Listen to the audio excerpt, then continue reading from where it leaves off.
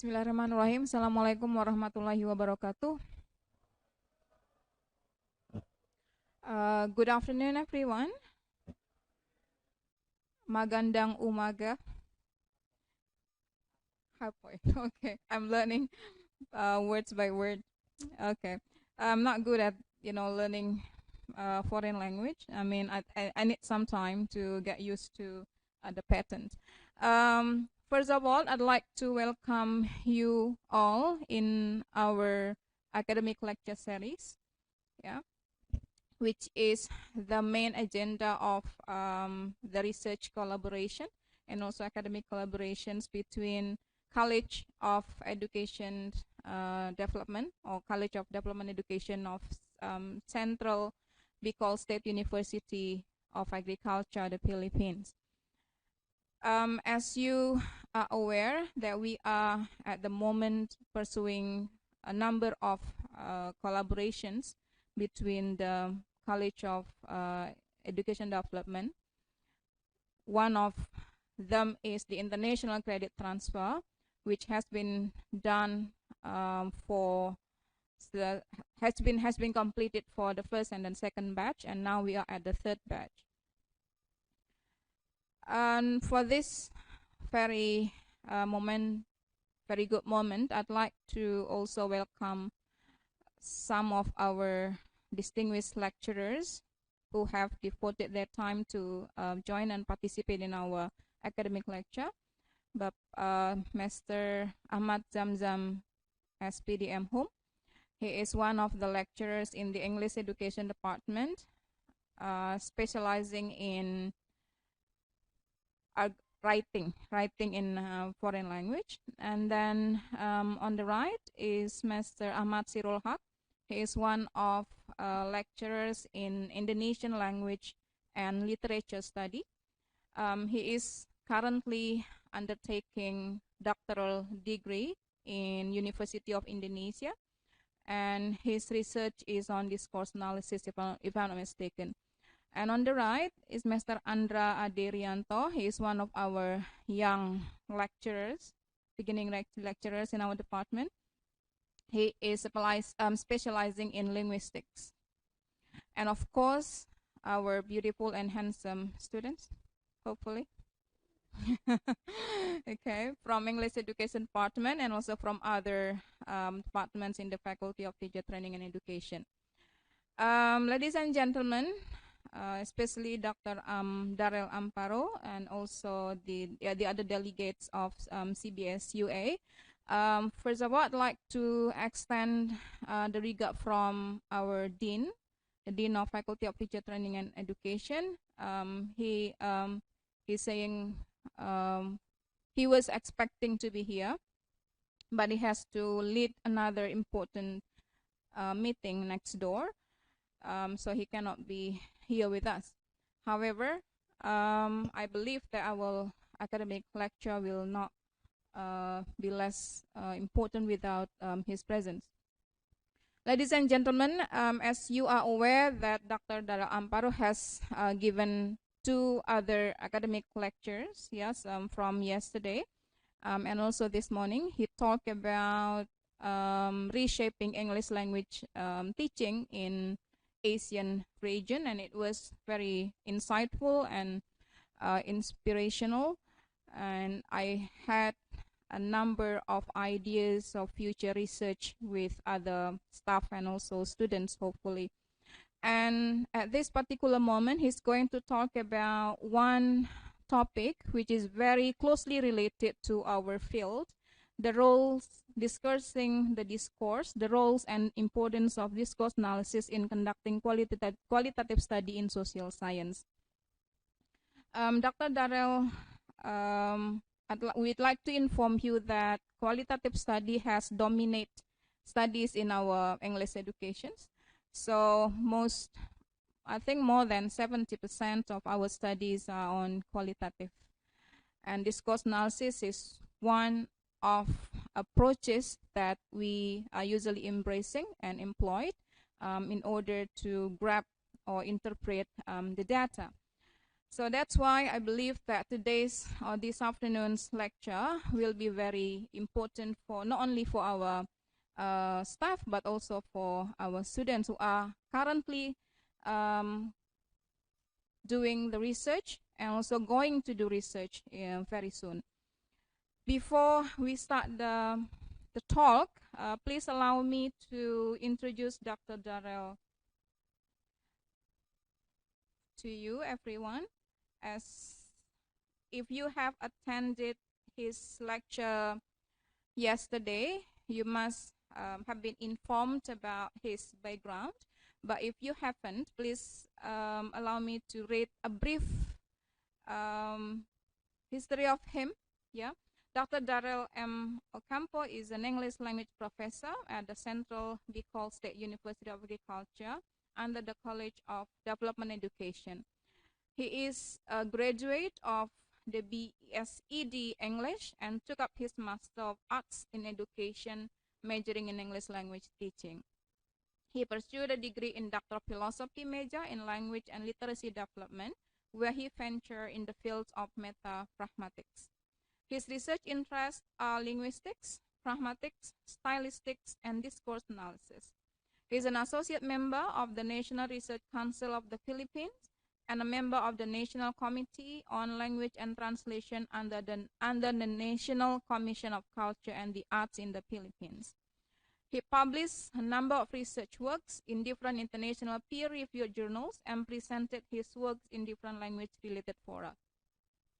Later this August, he will be presenting his paper on meta-pragmatics at the prestigious Asia TEFL Forum, which will be conducted in Daejeon, South Korea. And I expect to see you there, Dr. Darrel. Okay, without further ado, we would like to please Dr. Darrel to start the talks. Okay, the microphone, the stage is yours. If you would like to stand up and mingle with the participant, we will be very happy to see you mingle with our students. And students and also the lecturers, if you would like to ask questions, if Dr. Darrel doesn't mind if you, for example, stop sometimes within his talks to ask questions, or we have to wait until Dr. Darrel finishes his talk. Okay, right. So without further ado, please welcome the one and only Dr. Darrel Ocampo. Thank you. Hello, good afternoon. Thank you very much, Dr. Santi, for a very nice introduction. Good afternoon, everyone. Maray na hapon, magandang hapon. Salamat siyang. I hope I pronounced it right. Okay. So this afternoon, I'll be delivering my last lecture. This is actually a series of lectures which I started yesterday. The one that I talked yesterday was about trifocal approach in education, general education to be exact. Then this morning, I talk about reshaping English language teaching in the ASEAN region. And this afternoon is the last topic which I will be discussing. And this is actually close to my heart. And as what mentioned by Dr. Santi, most of you here are English students and English lecturers. That means I'm on the right tribe, right? Am I right? Yes. I'm in the right tribe, the right people. Yeah. Good. Okay, at least we have a common ground. And I know definitely that you can relate to what I will be discussing this afternoon. If you have questions or things that you would like to clarify or things that you would love to share, I would love to listen to that after my lecture if that will be okay with you so that we can maximize the time. But before I start my topic, I think it's only right to introduce also the two students who accompanied me this afternoon. They're actually the two English majors. They are actually seven English majors and one science major. However, the other five students are busy preparing for the cultural night. So I only have the two of them, but I think they're also excited to introduce themselves so that you can, mingle with them after. They will be staying here for 26 days. Okay? Ms. Ruadiel, Ms. Tan, can you introduce yourselves, please?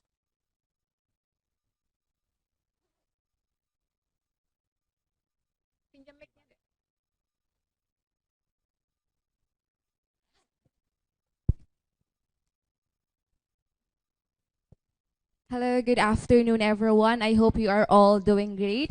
And please make yourself comfortable for we'll be having a fruitful and informative discussion later on. So, before that, please allow me to introduce myself using your language because I have seen the person who taught me to do so.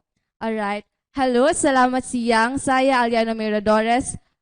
Sebagai salah satu mahasiswa pertukaran pelajar dari Central Bicol State University of Agriculture, Filipina, saya sangat senang dan bersyukur di sini bersama Anda semua. Terima kasih.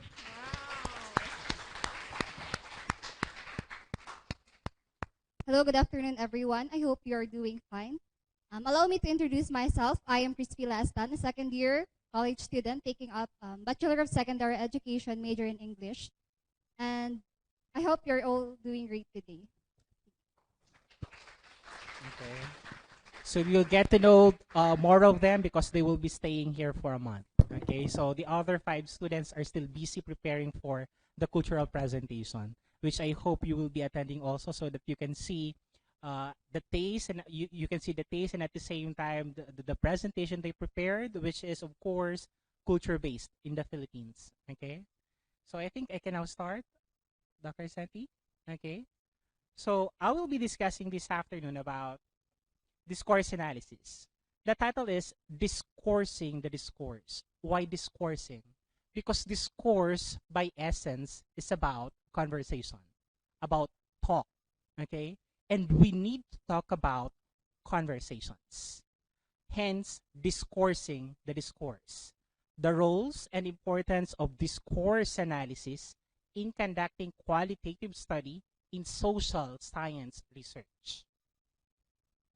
But before that, next slide. Okay. But before that, let's have a quick review. I know that you are well aware of this, but I think it's rightful to just have a quick review about qualitative research, since discourse analysis is technically under qualitative study. Qualitative research is a research that utilizes non-numerical methods. Funny thing, in the Philippines, my students, English majors, most of them hate mathematics, hate numbers. I don't know with Indonesian students, particularly those who are taking English majors. Do you love math? So I think the same scenario with my English major students back in the Philippines. They hate math. It serves as their Waterloo.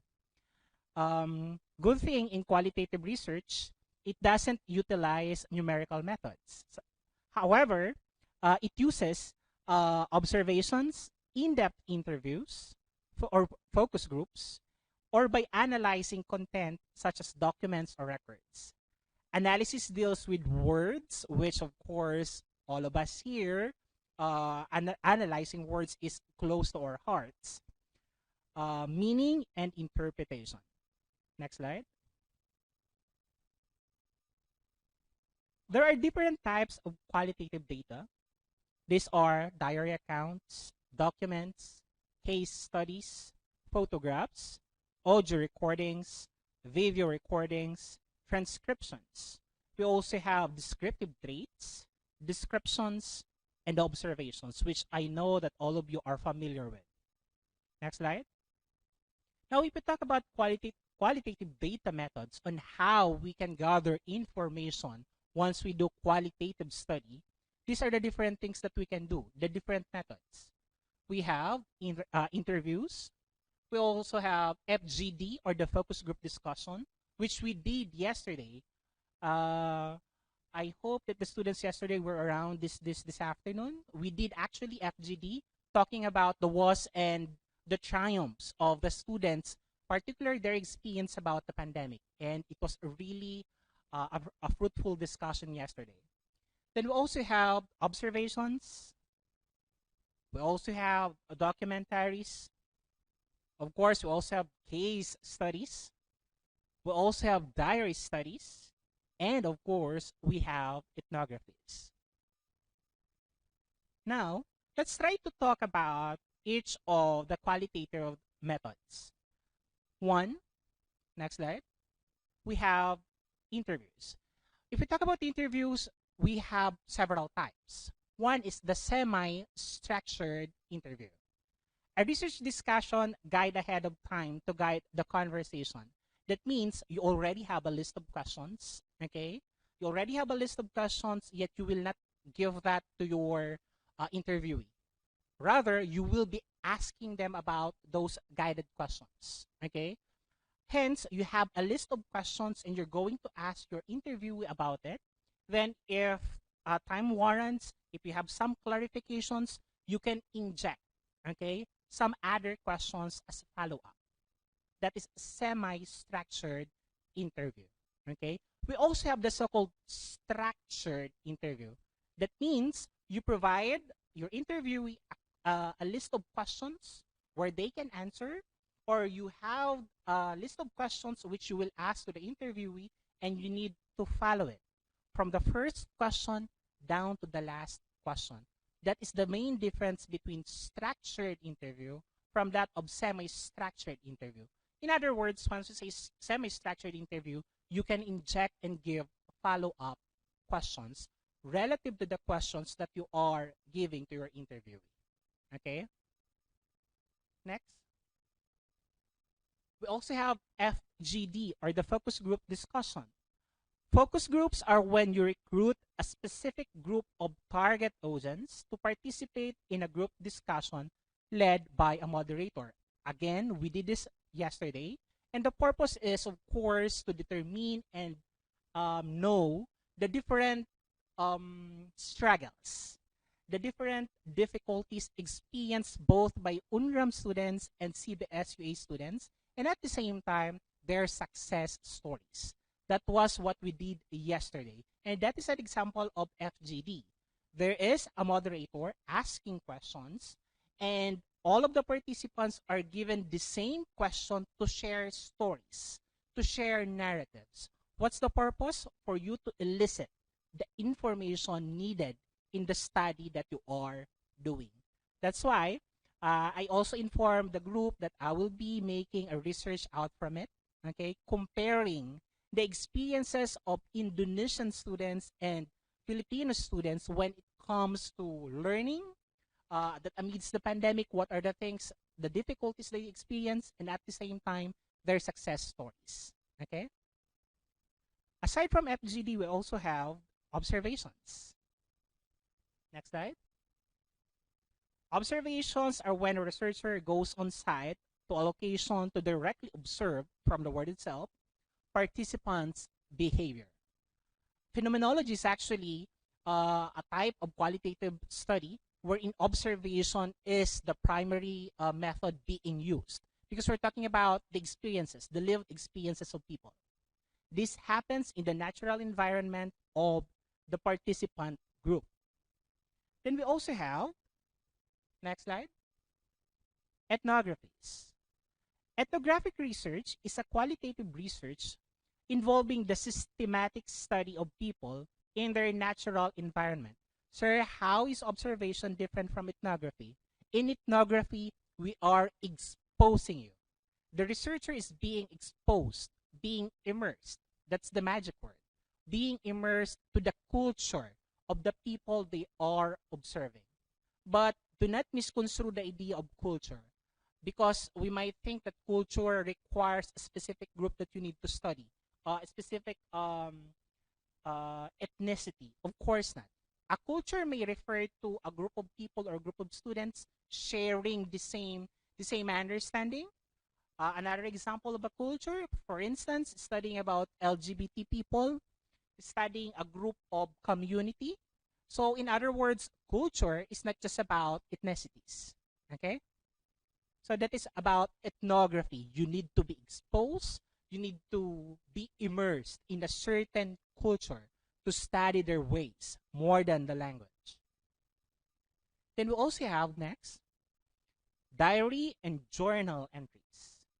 These are ways to collect data about a particular group over a period of time to understand their in-context behavior, experiences, because we're talking about narratives, personal narratives. And the best way to get information regarding personal narratives is, of course, none other than the diary and journal entries. By the way, what's the difference between diary from that of a journal entry? May I know from the students? What's the main difference? How can you distinguish a diary from that of a journal entry? I believe your English teacher, some of your English teachers ask you, right, to make a diary. And other English teachers also ask you to make journal entry. But what's the difference between the two? How do they differ?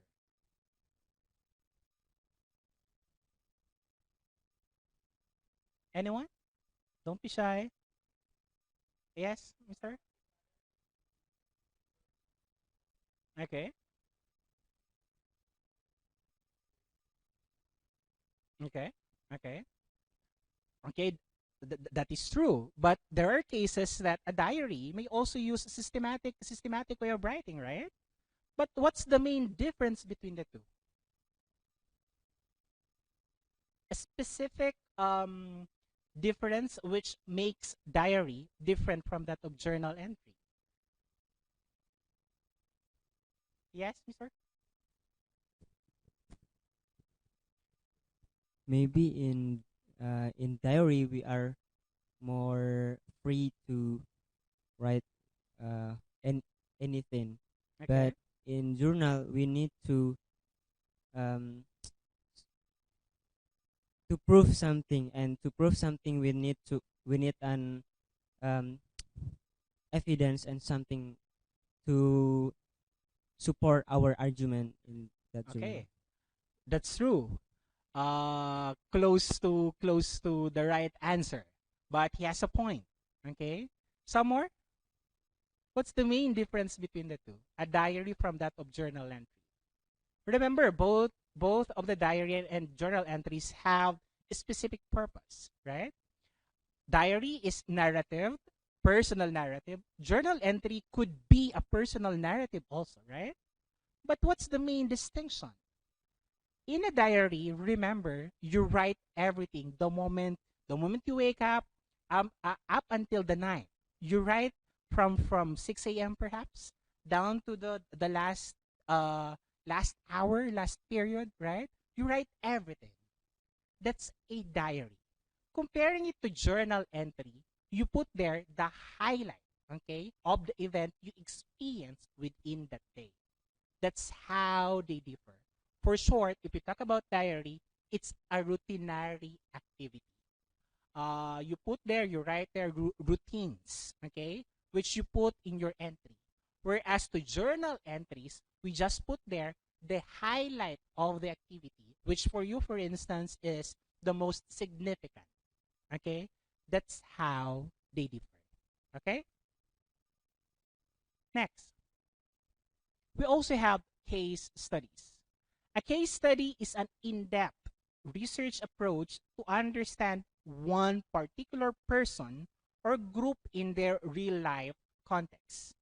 It's often used to understand a complex, multifaceted phenomenon. In other words, once you are dealing with case studies, it only requires few participants. Okay? In research, qualitative research, we call them informants or participants, right? Whereas in quantitative research, we call them respondents. That's how they differ.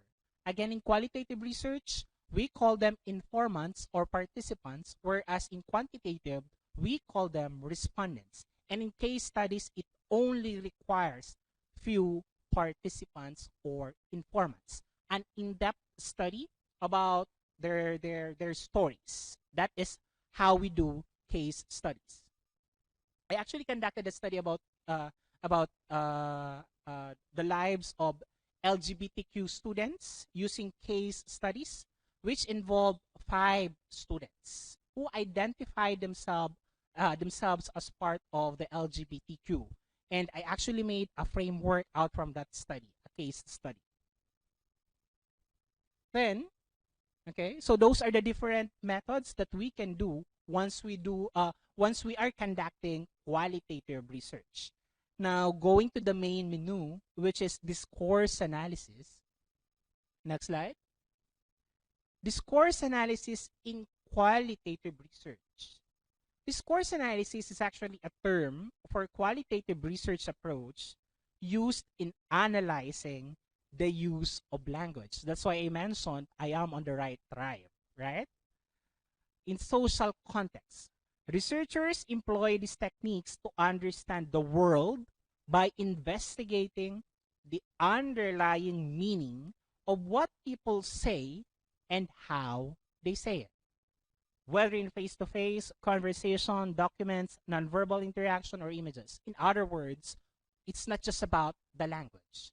It's not just about the words. Rather, the context behind it, the meaning behind it. That is the main essence of discourse analysis. Now, sir, is social linguistics can be under discourse analysis? Yes, it is. Because we study language in the context of a particular the context of how the words are being used in conversation. Okay, that's the main tenet, the main principle of discourse analysis. Next slide. It is an analysis that examines language beyond the sentence to understand how it functions in a social context. Some of the materials researchers use for discourse analysis include books. I mentioned some, newspapers, marketing materials, government documents, conversations, which is very common in discourse analysis, and interviews. Next. There are also theoretical assumptions when it comes to using discourse analysis. It is a method that investigates the use of language in social contexts. It is concerned with the creation of meaning through talk and text. It provides insights into how language works to help shape and reproduce social meanings and forms of knowledge. After all, our reality is socially constructed. Do you agree that our reality is socially constructed and language has a major role to do with it? Okay, and to understand how language operates within social context is our role as English majors. Okay, next slide. Discourse analysis is actually grounded in social constructivism, which emphasizes sociocultural interactions as sources of knowledge. Discourse analysis is based on three theoretical underpinnings. These are, next slide, the underpinnings of discourse analysis. One, knowledge cannot be gained by pure objectivity, as scientific and positivist researchers believed it can. In other words, we are embracing potential biases if we talk about discourse analysis. This is different from quantitative, aside from the fact that quantitative research uses numerical data. In discourse analysis, we are actually embracing potential biases. Okay? Second, reality, as what I said a while ago, is socially and culturally constructed, and language has a major role to do with it. And it's our task as English majors, English teachers perhaps, to study about it, to understand the greater meaning beyond words. The third, in social constructivism, a researcher is more interested in studying the language, or the so-called discourse, and the role it plays in the construction of meaning and knowledge in the society. So these are the major underpinnings of discourse analysis. Next slide. So what are the common research questions when it comes to discourse analysis? This research is not so much looking for conclusive answers to specific problems as looking at the way both the problem and possible solutions are constructed. So it's more about finding the results, not actually looking for it, but rather creating Okay, creating the results. Next. The researcher using this approach tries to identify categories, themes, ideas, views, and roles within the spoken or written text. The aim is to identify commonly shared discursive resources or the so-called shared talking patterns. I know that you are aware with this game. This is 4 picks and 1 word, right? Because what are you aware with this game? 4 picks and 1 word? Are you aware with this, or I'm the only one aware? And the two Filipino students. 4 picks and 1 word. Yeah, wherein there are four teachers there, and you need to find what is the the word that describes the 4 pictures. Hence, 4 picks and 1 word, because there are 4 common pictures or related pictures, and there is a word that you need to identify which will describe the 4 pictures. That's in the same way, parallelism. In the same way, that is how we do discourse analysis. We need to look into the patterns. Okay? We need to identify the patterns, the commonality, the themes, the categories, ideas, the views, etc., etc. Next slide. Questions range from how the discourse helps to understand the issue under study to those investigating how people use discourse to maintain or construct their own identity. Next slide. These are some sample research questions. 1. How is our view and understanding of immigrants shaped by the political and public discourses? Social science. How do youth construct their self-identities within their subculture? How do ESL or EFL students display their gendered, racial, and cultural identities through their talk in the classrooms? How is our understanding of health shaped by various medical and psychological discourses? In other words, as you can observe in all the questions, they are dealing more on conversations in discourses. Next slide. These are the 10 easy steps that you can do once you are involved in conducting discourse analysis.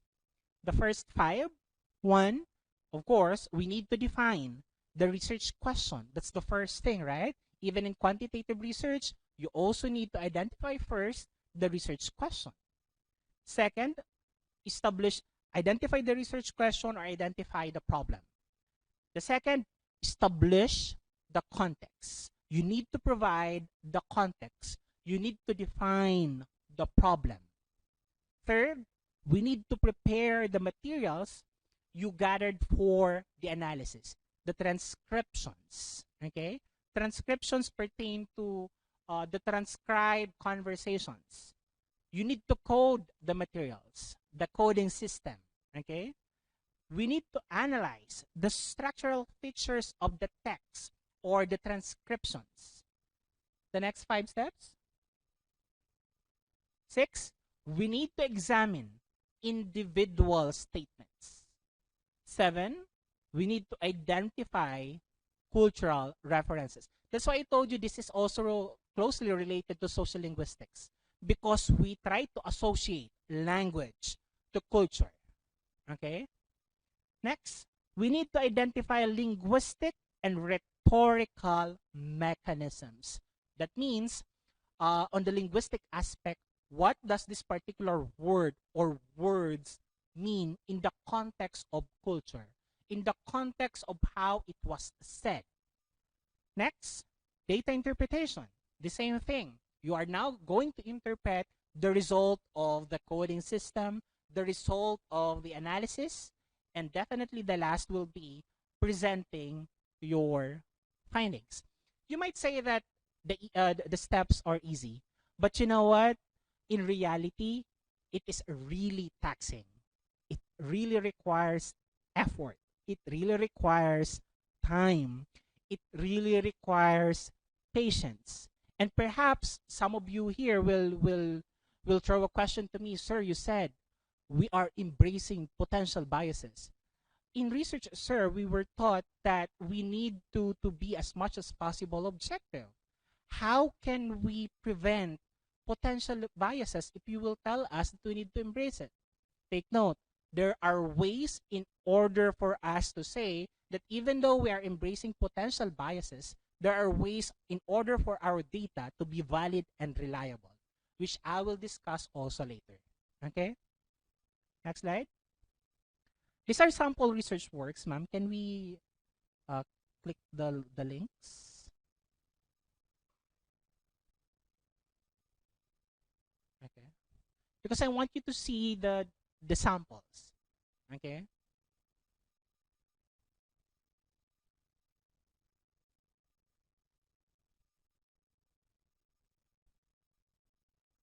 Perhaps the one that I sent. This one?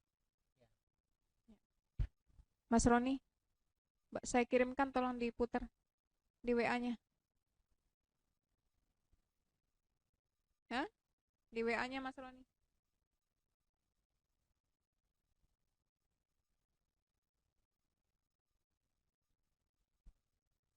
This one I doesn't think, work. yeah. That one is easier since it's already. Yeah.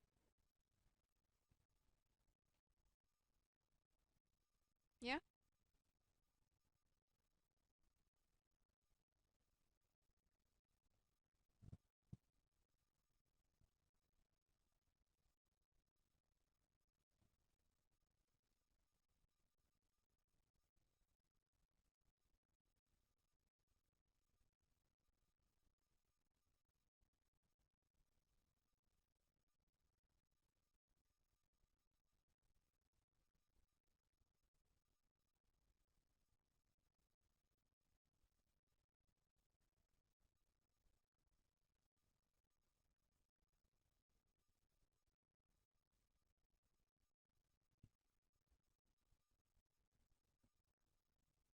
Okay. That one. So this is actually a sample study which I made, published by American Journal of Development Studies just recently. The title is Turun. Scroll down. Judulnya. Oke. Besarin Mas Ron. so the title of my article is this one. The Modern Filipino Archetypes and Ambiguities in Wildflower Teleserye vis-a-vis Filipinos' sensibilities. Are you a fan of watching teleseries, or do you have teleseries here in Indonesia? Teleserye is actually a series of shows, soap opera. I don't know how you call it here. We call it sinetron here. Sinetron. Sinetron. Sinetron. Yeah. Wherein the usual theme is a woman falling in love with a man, a guy, right? The love story, and people are so engrossed watching it, especially our mothers, right? Or our fathers, right?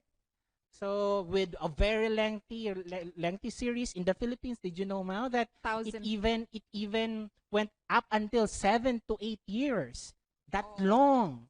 Okay? Wow. Yes. FEJ, ang Provenciano, it ran for 7 years. Try to imagine how engrossed Filipinos are when it comes to teleseries or sinetron. Okay? So my study is actually a teleserye, this one, the Wildflower teleserye. And I try to study about the modern Filipino archetypes. How are the modern Filipino archetypes portrayed in the teleserye? But not only that. Okay, not only that. I use discourse analysis, the framing analysis. That means I took samples from the series, and I tried to transcribe and study the conversation, and out from it, I tried to identify what are the archetypes, the portrayals, okay, the portrayals of the Filipinas in the teleserye Wildflower. So I used here feminism, okay, there are two main theories that I use. So I will just read the abstract.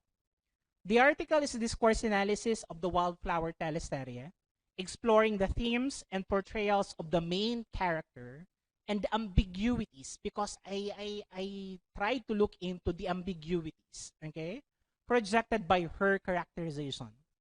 The research objective revolves around the details that, upon the attempt of the teleserie to flaunt the modern archetypes of a Filipina, a strong and empowered woman who liberates under the yoke of patriarchal hegemony. You know what? In our culture, Philippines, the Filipinas before are really we are actually patriarch. Okay, that means the head of the family is always men. They are the ones who to whom the women should follow. That's the usual a typical Filipino typical Filipino family. Okay? Going back, the research objective revolves around the details that upon the attempt of the teleserie to flaunt modern archetypes, being strong and empowered, independent, who liberates under the yoke of patriarchal hegemony, her actions, take note, her actions and ways were deemed crucial and subjected to great scrutiny. The ambiguities. Why is that? Because we Filipinos love watching Filipinas, okay, who are with this independent, okay, empowered to the extent that even though their ways are questionable, to the extent that they make uh, uh, the question of morality, okay, but still we support them because it gives us the power as well. So that is the thing that I try to venture in my study. That yes, the teleserye tries to portray, okay, to portray a Filipina who is empowered, independent, but then even though her ways are questionable, particularly if we talk about morality, why is it that still Filipinos loved watching it? Okay? And those are the things that I tried to discuss in my study using discourse analysis. And I even mentioned here, based on this analysis, a synthesis of Filipinos' sensibilities on how it affects and reflects our ways of thinking was crafted. My conclusion, most of the Filipinos, even though that some teleseries show portrayals of women as independent, empowered, but then even though their ways are questionable, especially if we talk about morality, still we support them. We even cheer for them to the extent that the women have cat fights, the usual teleserye scenes, right? But still, we even cheer for them. And that's part of our culture. Something that is also questionable to most of the Filipinos. And that my students is the beauty in conducting discourse analysis. This is just a sample. Now going back to my slide. Nasron, balik ke slide PPT.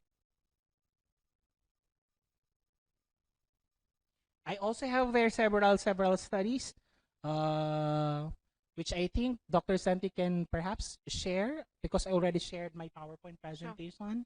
Okay, that is only one study which I conducted. There were several. I included the links in my presentation, which I hope Dr. Santi can share with you if you want or you are interested with it. It's also uploaded in my ResearchGate account. Okay. Now, going back, let's talk about the steps for coding qualitative data. I told you this is a taxing experience because you need to transcribe and you need to code the data that you will gather. Well, basically, these are the steps. Initial reading through text of the data. Divide the text into segments. Segmentation. The segmentation of of information. Next, labeling. We need to label the segments of information with codes. We need to reduce overlapping of ideas and redundancy. And we need to collapse codes into themes. In other words, a thematic analysis. That's actually one of the many techniques once you are doing discourse analysis, the so-called thematic analysis. Next slide. Okay, this is also an alternative in coding your data. One, do the first round of coding the qualitative data, make the transcriptions, of course, organize your qualitative codes into categories and subcodes, do further rounds of qualitative coding. So after transcribing, okay, perhaps an interview or perhaps a video recording, you need to transcribe the dialogue, okay? You need to make codes out from it. Upon creating codes or labels in technical, in layman's term, labels, you need to subcategorize, okay, or you need to make a thematic analysis, okay, and combine those codes in order to create, okay, the larger codes, okay, or the larger themes. Hence, so-called thematic analysis. Now, in doing the first round of coding, if we talk about qualitative data, next slide. These are the following steps that you can do or you can observe. One, do the in vivo coding. In vivo coding, in other words, is just like transcribing, okay, the dialogues. The process coding. We also have open coding. Okay, open coding is just doing the transcriptions, okay, based on the data that you have. We also have descriptive coding from the word itself. You need to describe, okay? Then we have structural coding. This is more systematized because you have a framework in coding your data. Then we also have a values coding. That means once you transcribe, you already have in mind themes. You already have in mind topics, okay? Then simultaneous coding. That means while coding, there is someone who is also coding the material. For short, it's not only the researcher doing it. There is someone doing also, okay, the coding process. Next. You need to organize your codes into categories and subcodes. After coding, it's not yet the end result. I told you this is a taxing process. It really requires time. It really requires patience. After your first round, group the codes into categories. These categories can be organized in a variety of ways. Within each category, group together codes that are similar. As what I mentioned, it's more of finding patterns or pertain to the same topics or general concept. Iterate on these categories and move to the codes around until you find the structure that makes sense for your analysis. In other words, discursive pattern.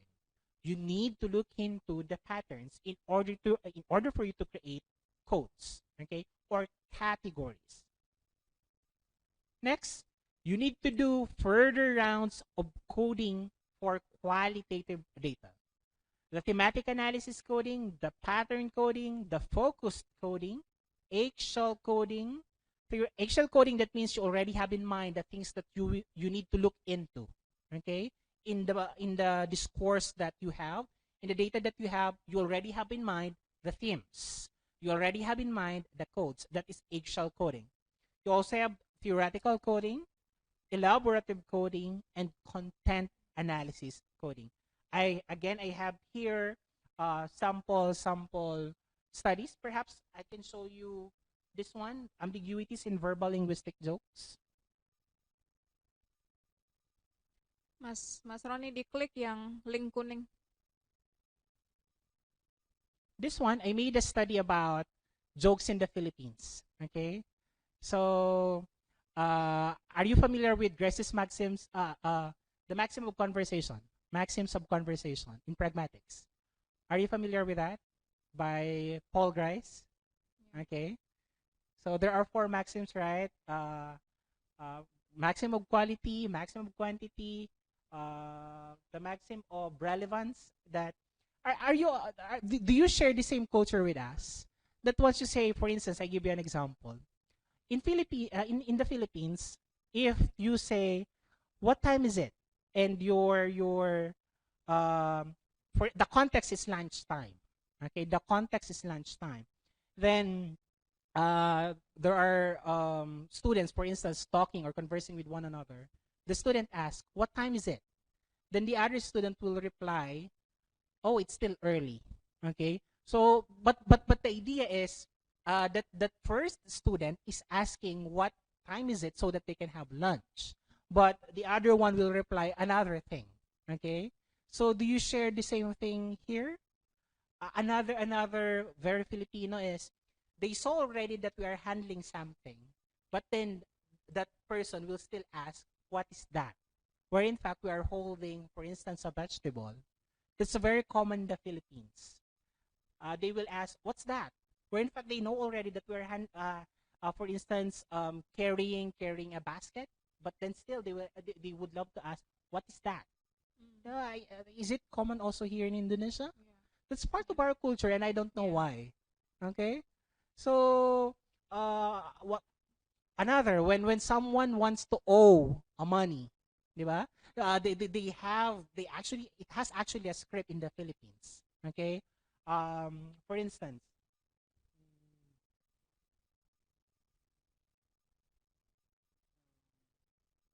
how much money do you have? Okay, how much money do you have? Someone is asking. Then the other guy knows already that this person will owe him a money. Instead of saying the exact amount, the person will say, "I don't have money." Right? Just to stop that guy from owing him. Okay? Is that part of your culture also? Okay? So these are funny things that I think Indonesians and the Filipinos share. And you consider the context. If a person knows well that that person is, fond of owing, asking money from another. So if that person will say, "How much money do you have?" That person knows already the background of that of the one who asked. Then he will say, "I don't have money." Okay, instead of saying the exact amount that he has in his wallet. Funny thing, but that's part of the context. That's part of our culture. That's very Filipino. Okay, so this is the study that I conducted.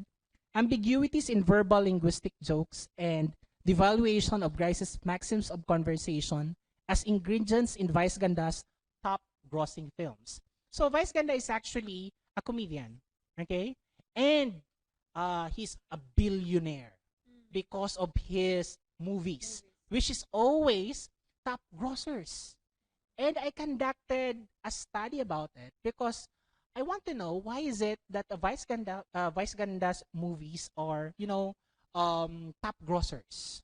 Many Filipinos love him, okay, or slash her because she is actually trans no part of LGBT, okay, but then he is well celebrated, okay, because of his jokes, okay, trite jokes, corny jokes, but then Filipinos love his jokes. And I studied his jokes, particularly the ambiguities in linguistic, okay?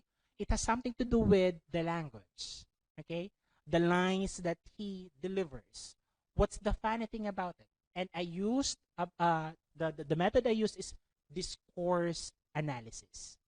The other one, I will no longer discuss with you the content because it's very technical. It has something to do with linguistics plus the context behind it.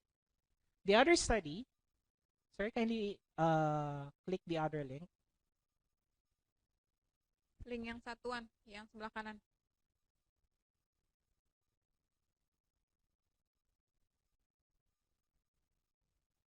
This empowering the powerful. Yes, that one. This empowering the powerful. A critical pragmatic analysis of political discourse using Brown and Levenson's phase theory. This one, I use the theory of Brown and Levenson regarding phase theory. Are you familiar with phase theory in social linguistics? It tells or it says that we people have our faces. That if we are ashamed, we have scripts. We have lines that we do. When we are happy, that's not the literal face, okay? It's not the literal face. Rather, it's the things that we project based on the script, based on the lines that we use. What I used here is actually a Senate hearing. Okay, a Senate hearing. Interesting, right? So I use discourse analysis to talk about political discourse in politics. It's actually throwing a ball who has the ultimate power, right? Because these are powerful. Remember, they are politicians. It is a Senate hearing, and senators that they are, all of them are powerful. But how does power operate to those who are powerful already? Hence, discourse analysis is a perfect method to study such a thing. Who holds the ultimate power? And in my conclusion, I found out that it's actually pass the ball. That in interrogation, questioning, and I think it also happens in meetings of the faculty, right? If you have their director and the director opens the table for discussion, everyone has to say something, and everyone feels the sense of power, right? But who holds now the ultimate power when it comes to discussion? That is something also that you can study using discourse analysis. This one, I use discourse analysis to study political discourse, okay? And that not just any other discourse, that is actually critical pragmatic analysis. Why critical pragmatic analysis? Once you involve critical analysis, we always look into the social power, okay? The powerful and the powerless. Who has the ultimate power and who becomes the marginalized. That is the thing involved if we are talking about, if we integrate the word critical analysis, okay? So I will not deal anymore with the content of my study. You can actually read this one. It is available. It is also uploaded in my ResearchGate account. Okay. So going back to my slide.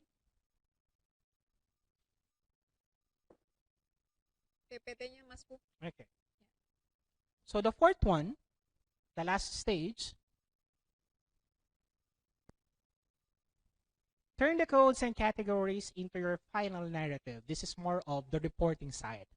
Start writing out your theory, the findings, the narrative, the references, the codes and categories used to inform them. Now you need to structure this into your final research deliverable. Okay, for short, you need to start now writing your final analysis, your final report. Next slide. Now I mentioned about the validity and reliability in qualitative research. Take note, I mentioned that we embrace potential biases, but still we need to make sure that we are observing validity and reliability of our data in qualitative research. It's not just about your opinion, right? It's not just about the findings that you created without trying to validate your research output. Yes, it is a qualitative study. Yes, we use this language. We don't use numerical data here, but we are not excused not to observe validity and reliability of our research outputs. Okay? To make it fair with that of quantitative study. Now, how do we do the validity and reliability of our research outputs? These are the things we can do. One, peer debriefing. What's the idea of peer debriefing? That means after creating your work, okay, you may ask some of the members, okay, to counter validate your findings. That means the informant may look into the things that you the output, okay, to counter validate your research report. That means researcher and the informant or the participants. Next, we also have the so-called member checking. What's the idea of member checking? That means I am the one who write a report, Dr. Santi as my head, someone who is also knowledgeable about the study I created, I can ask her to check my output. Someone who is knowledgeable can check, okay, can validate, okay, can read your paper and can give suggestions about it. Okay, that is member checking. Then we also have this one, practicing reflexivity. That means after creating your or submitting or writing your paper, you need to make reflections, a constant reflection regarding the things that you put into your paper. And part of reflection is, of course, trying to validate the information by looking into also some other theories. For short, considering other theories that might be helpful in the final analysis. Okay? Next, we can also do intercoder reliability. What is intercoder reliability? After encoding, I'm talking about the transcription. After encoding your data, someone someone was knowledgeable also in terms of coding, can do the can counter check, okay, the final data. Then we also have, of course, this one should always be part of your qualitative study. Next, the audit trail. Are you aware of the audit trail? Audit trail is basically you need to have some logs, some writing notes, okay? So that from time to time, if you are now writing your final analysis, you can check, okay, those notes that you have, okay? So you do writing some notes, some important details. Perhaps you have a notebook, okay, where you can put there all the important details. And now once you are doing your analysis, from time to time you can go there, you can check your notes, hence the term audit trail. Okay, so these are some um, ways in order for us to validate, okay, the data and the analysis that we conducted once we are doing not only discourse analysis but likewise qualitative study involving, of course, language. Next slide. So what are the advantages of conducting DA? DA helps researchers uncover the motivation behind the text by allowing them to view a problem from a higher stance. It is useful for studying the underlying meaning of spoken or written text as it considers the social and historical context. You know what? This is not an easy thing. Why? You need to become well read because you need to provide here, number one, cultural references, right? You need to provide here the context. Where are you going to get those contexts, those references? From your readings. So DA might be easy for us, but in practice, it really requires time. It really requires patience. Third, it helps to understand the function of language and how discourse can be used to foster positive social change. Just like what I did in this empowering the powerful. All of the senators are powerful. They're all politicians. But who holds the ultimate power? My conclusion there was it is actually pass the ball and no one holds the ultimate power. It depends who has the stronger stance, who has the stronger views. Okay? That's my conclusion in the thing that I conducted, in the study that I conducted. How about the disadvantages? If we have advantages, we also have disadvantages. There are different approaches to discourse analysis. So choosing the most suitable method for a setting can be challenging. It can be, as what I keep on saying, highly time consuming. Some have argued that it is nothing more than a deconstructive reading of a text to understand its underlying meaning.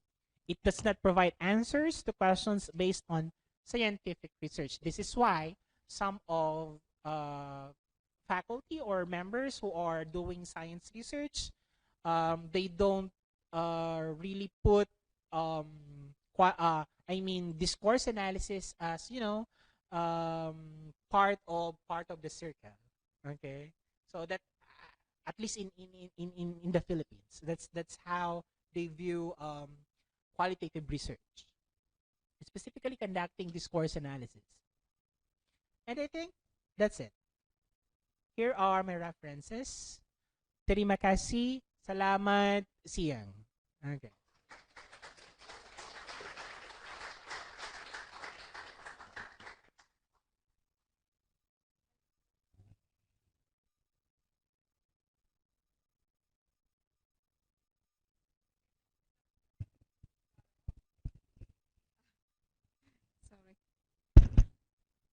working.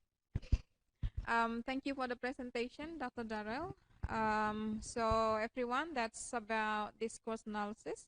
So Dr. Darrell has talked about what discourse analysis is, and then moved to types of qualitative data, how to collect them, and also have shown you some samples, some examples of research or studies that he has been doing on core discourse analysis, and he concluded the presentation by outlining the advantages and disadvantages of this particular type of research. I believe that some of you are now conducting qualitative study, yeah, on various topics. I remember one of my supervisees was working on hate speech on political campaigns 2 years ago, and here Mr. Ahmad Sirul Haq, also one of the lecturers, has conducted kind of critical discourse analysis on hate speech, if I'm not mistaken. So it's your time now to ask questions, or probably if you'd like to confirm some concepts, some principles on qualitative study, you are welcome to do so. So the first session will be 2 questions, and then we'll move on to the next session, inshallah. Okay, we have 2 girls here. Is there anyone from this wing? From the left wing? No, okay. So we have 2 girls. So we'll start from the back ya. Mulai dari yang di belakang dulu. Minta tolong mic-nya.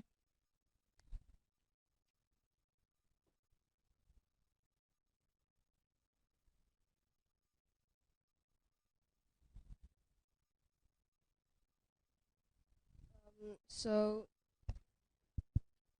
my name is Afifa Safitri Al-Afu, and then I want to ask you a question. So, previously you mentioned about discourse analysis and how to development language.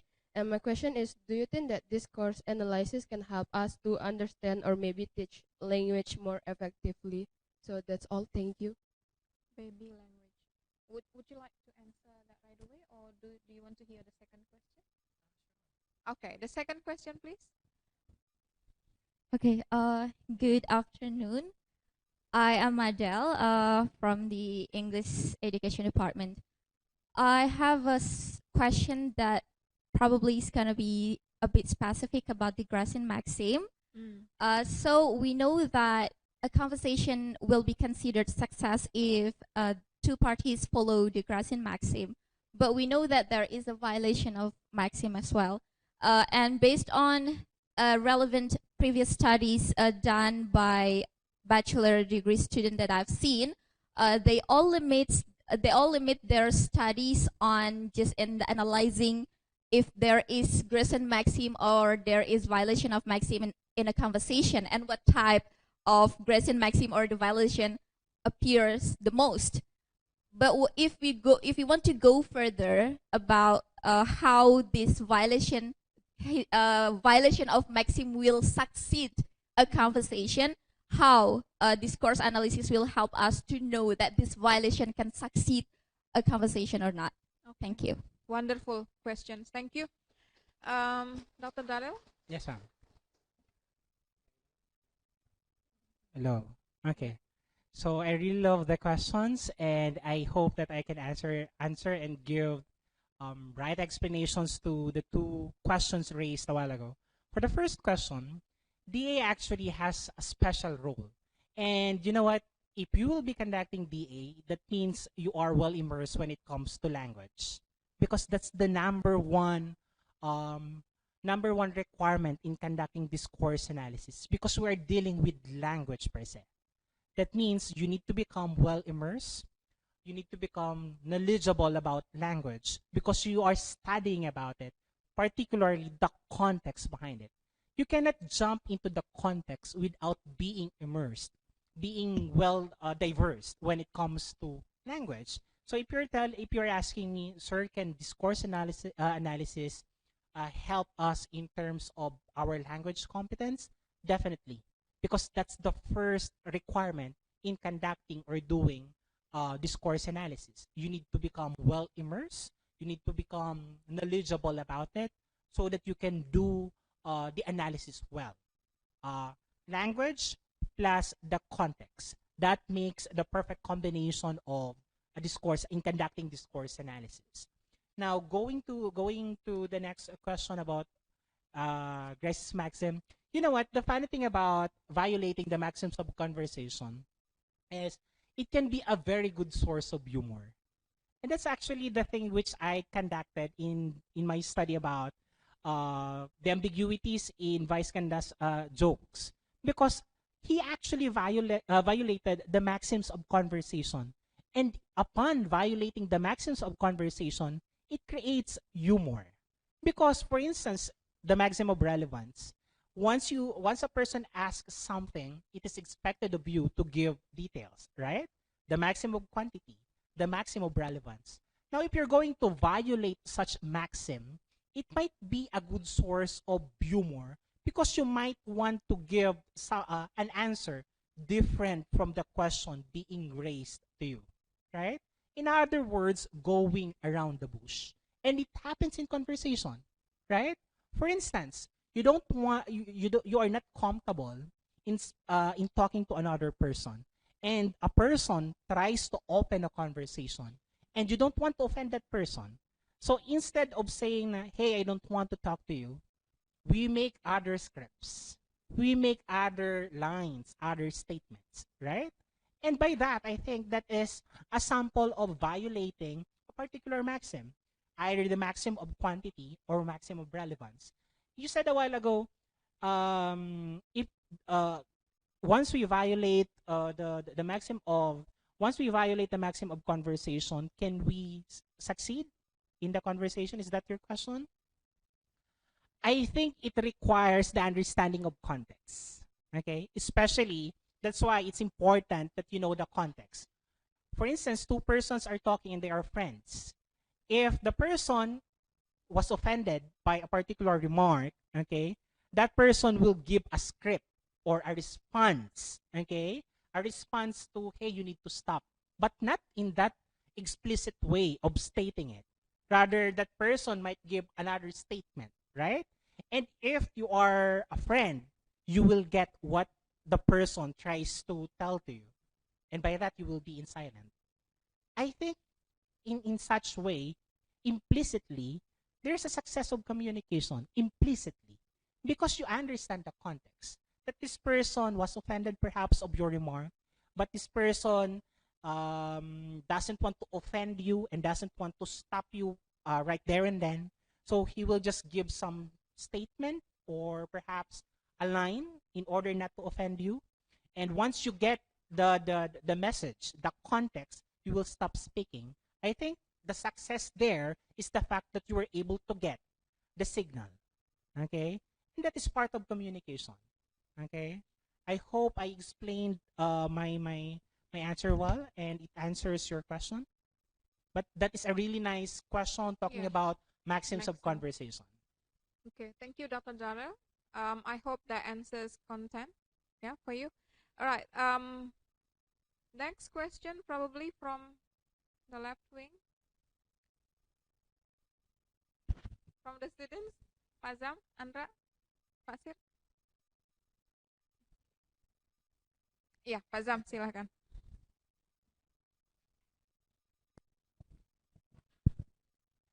Thank you, Mr. Darrel.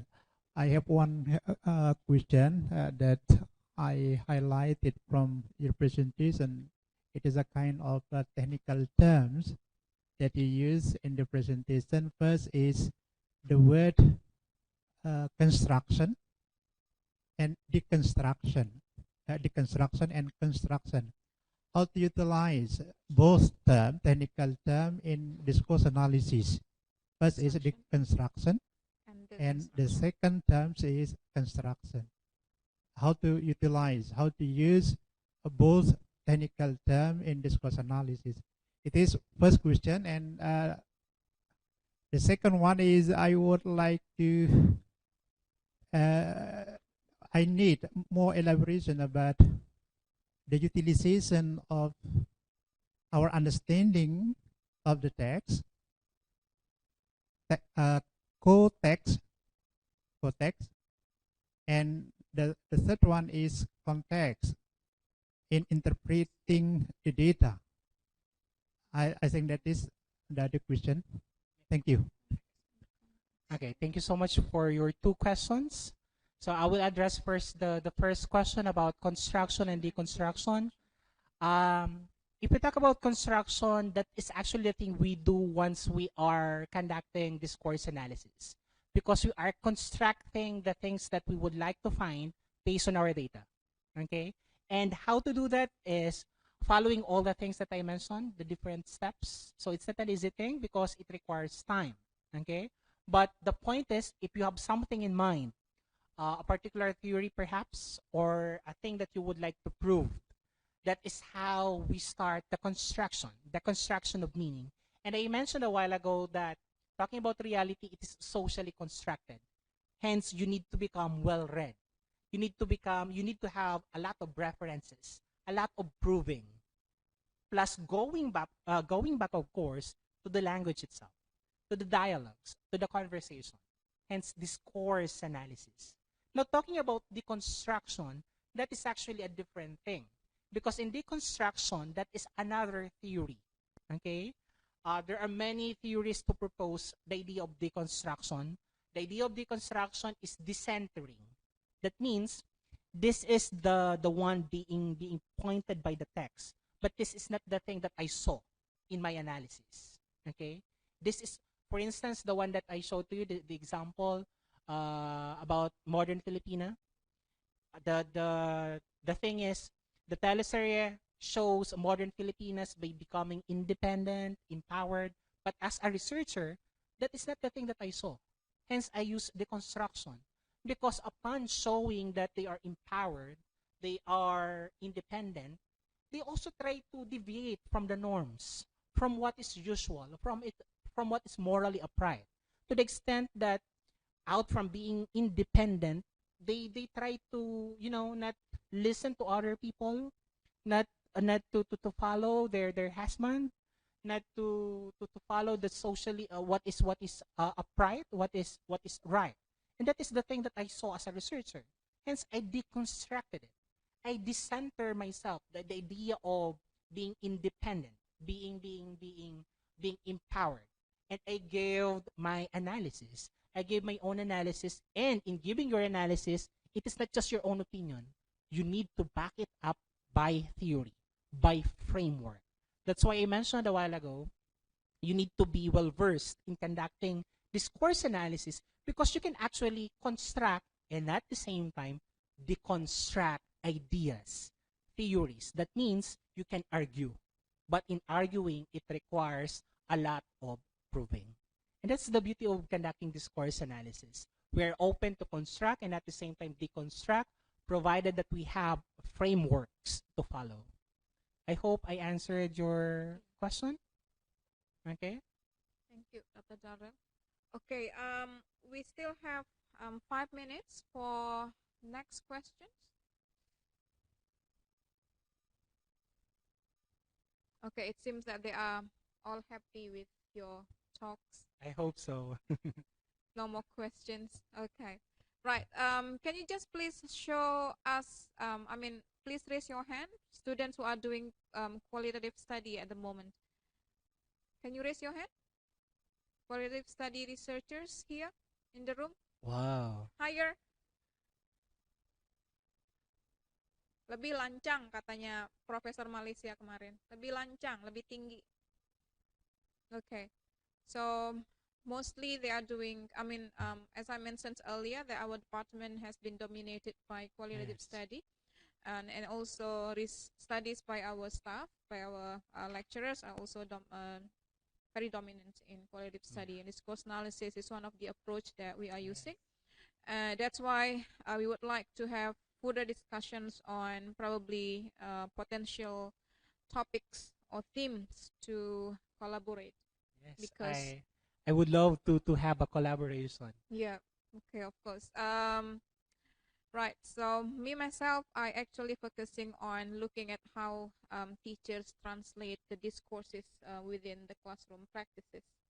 So I frame them from agency theory by looking at how teachers cope with unexpected situations and how the discourses help them to reshape their practices. And some of our lecturers also focusing on the maxims, Yes. yeah, and also looking at the linguistics and discourses patterns in Indonesian and also in some local languages. As Indonesians and Philippines share particularly similar patterns and similar structure of language, we believe that we can actually pursue a Yes. kind of, research in the future. I would love to do that. Yes, and please bear. I mean, today after the long break, it's quite challenging for us to gather all the staff here. And if you don't mind to have another discussion, virtual discussion with other staff, where Okay. we can discuss further about our qualitative study Sure, I would love to. partnership.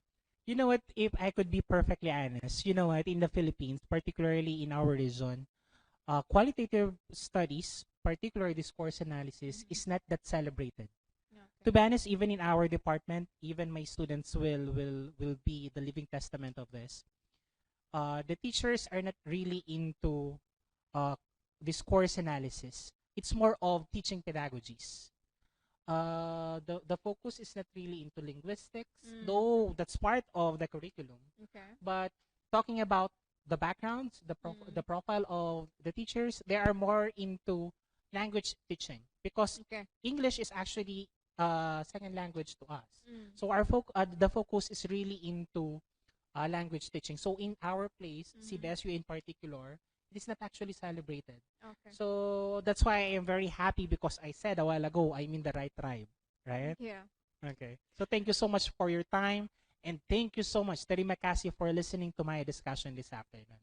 Indeed, save the best for last because this one is closely related to my heart because my PhD, my dissertation is actually on discourse analysis, meta-pragmatics, which is also a new thing. So Okay. thank you so much for your Alright. time and your patience for listening to me. Terima kasih.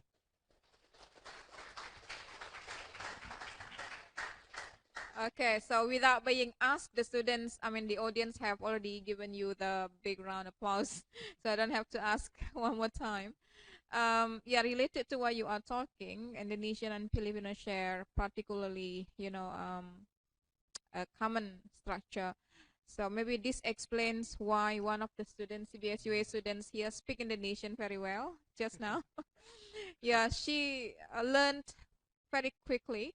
There must be reasons behind that. Yeah, our tongues are not that far. I mean, yeah, compared to other Asian languages. Yeah, compared to, for example, some of my colleagues back there from China, from Vietnam, it took harder. I mean, it took longer for them only to say terima kasih, but you said it perfectly. Also, Dr. Darrel, thank you. That's why I think we can also sing your National anthem. for as long as there is the lyrics there. Yeah. So we can actually sing. Okay, right.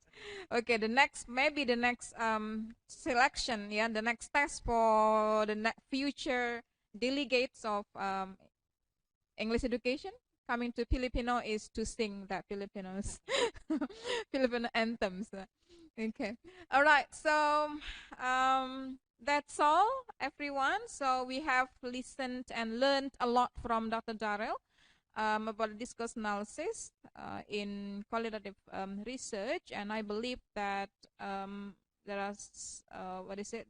I believe that you have learned a lot, and I have learned a lot as well, and I believe that you have now fresher ideas of how to conduct or how to reframe your qualitative research.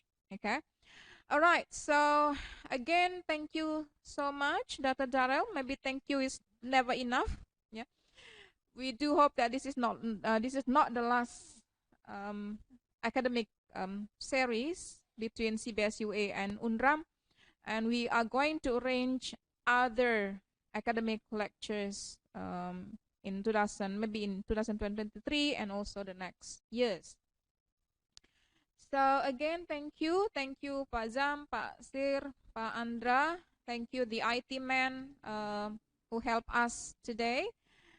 Thank you Pak Alvin as well, the coordinator of this event. Thank you Miss MC. And now I'm handing over the sessions to you. Don't forget that beautiful box, it needs to be delivered. That box, okay, the small token. All right. Okay, thank you again. Assalamualaikum warahmatullahi wabarakatuh.